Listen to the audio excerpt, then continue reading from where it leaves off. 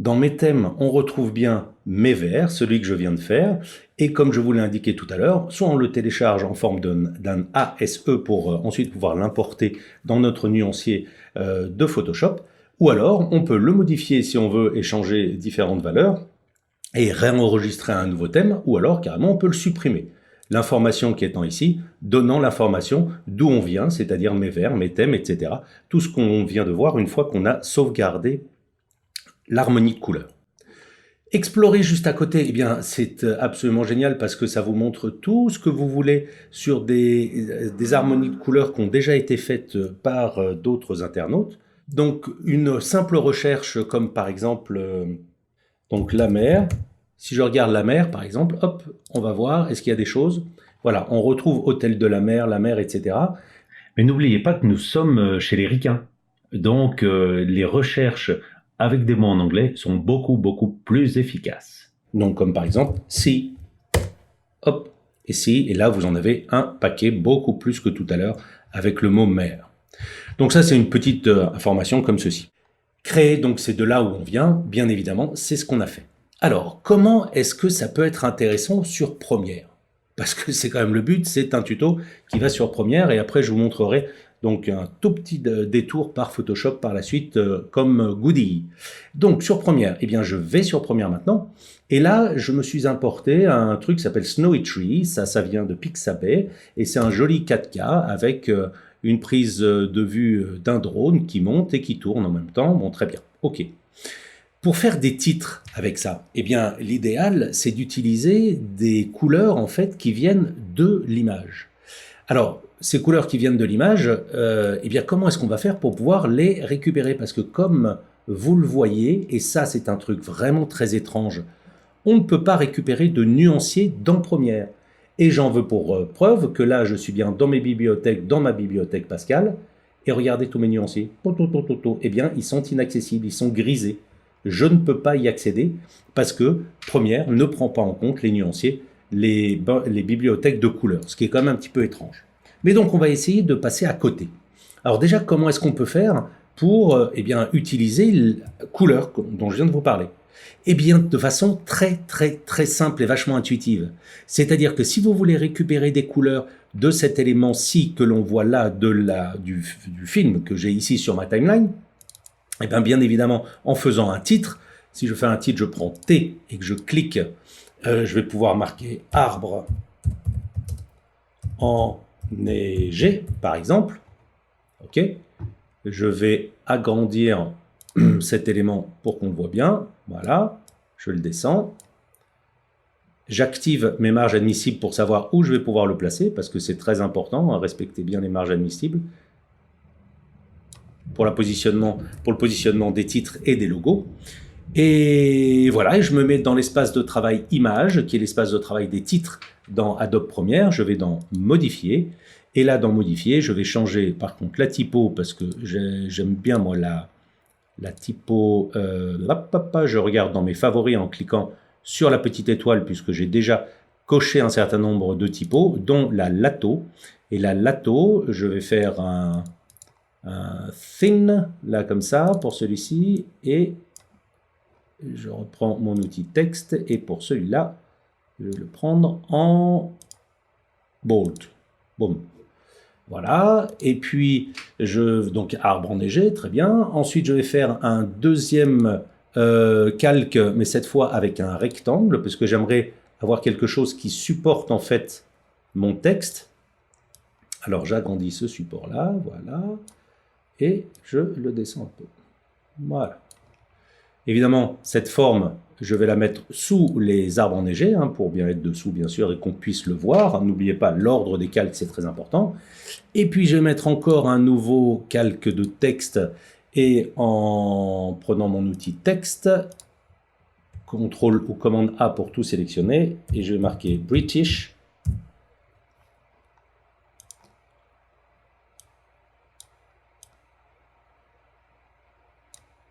Peut-être un petit peu plus petit, voilà, comme ça. Un peu plus grand, parce que je vais agrandir l'autre, et je vais en faire encore un autre. Et je veux avoir British. Ah bah oui, bah il manque un tout petit peu quand même. Il manque un I quand même. British. Parce que je veux marquer British Columbia. British Columbia, c'est une partie à l'ouest du Canada, à Pétaouchnok, et qui est absolument magnifique. Alors, je me fais dupliquer, et je vais reprendre mon outil texte. Je me mets dessus, et Columbia. British Columbia. Mon Columbia est sélectionné. Je prends mon Columbia et je le descends. Voilà. Alors, je vais le décaler exprès. Je vais reprendre British. Je vais faire appuyer sur majuscule et prendre Columbia. Et là, je vais aligner à gauche. Boum, comme ça, les deux sont à gauche par rapport au premier que j'ai sélectionné. Là, je vois que mon support, ici, ma forme, elle n'est pas tout à fait assez grande, puisque j'aimerais qu'elle soit, hop, qu'elle reprenne à peu près la même taille que les différentes typos que j'ai. Voilà. Ça paraît pas mal. Et enfin, je vais aussi avoir envie d'avoir une autre forme, mais sous British Columbia. Donc, le plus simple pour être exactement la même hauteur, c'est de reprendre cette forme-ci, de cliquer droit, de faire dupliquer. Elle est là, elle est tout en haut, comme je le vois. Eh bien, je vais hop, la diminuer de taille et l'augmenter ici. Comme ça, vous voyez, je respecte parfaitement la hauteur. Et je mets cette fois sous British Columbia. Regardez un petit peu comment je fonctionne. Cette forme-là, elle est sous l'arbre enneigé. Et donc, pour bien arranger ma chambre, eh bien, je mets cette forme-ci en dessous de British Columbia. Comme ça, je vois visuellement où c'est positionné. Bien évidemment, ce que je viens d'indiquer ici, l'ordre des calques, est purement visuel pour moi, hein, bien sûr.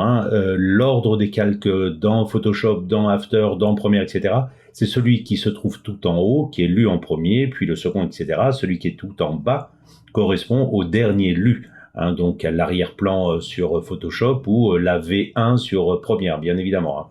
Là, c'est juste visuellement parlant pour que je m'y retrouve plus facilement immédiatement et que je sache où trouver l'information si je veux me récupérer donc les éléments. C'est purement informatif et c'est personnel.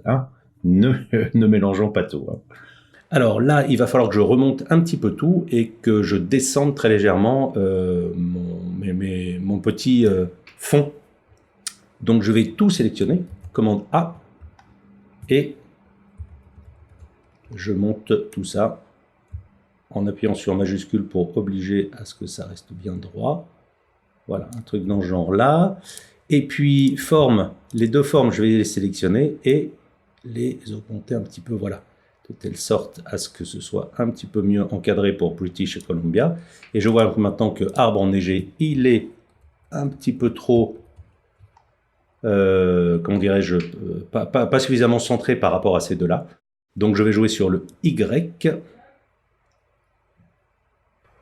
Et voilà, je le mets en plein centre entre les deux. Donc ça me paraît parfait, l'ensemble est bien, ça me convient, disons que ça va fonctionner comme ça, mais c'est très joli tout ça, mais j'ai pas du tout les bonnes couleurs. Donc comment je vais faire? Eh bien, pour ça, je pourrais bien évidemment, par exemple pour arbre enneigé, donc qui est ici, je pourrais prendre le fond là et cliquer sur la couleur pour ouvrir le sélecteur des couleurs, et ensuite avec la pipette aller chercher une couleur qui est ici. Ça marche parfaitement, il n'y a aucun problème, c'est ce qu'on fait régulièrement, et je pourrais aller prendre de la couleur ici, puis de la couleur là, et puis différentes couleurs, etc. Très bien. Maintenant qu'on a pu choisir effectivement des couleurs à l'intérieur de notre vidéo dans notre moniteur programme de Premiere, il y a une autre technique qui est quand même extrêmement élégante elle aussi, qui va nous amener en fait à récupérer une image de notre vidéo, et cette image va servir de référent, de référence de couleurs sur lequel on va pouvoir se baser pour ensuite créer notre harmonie de couleurs.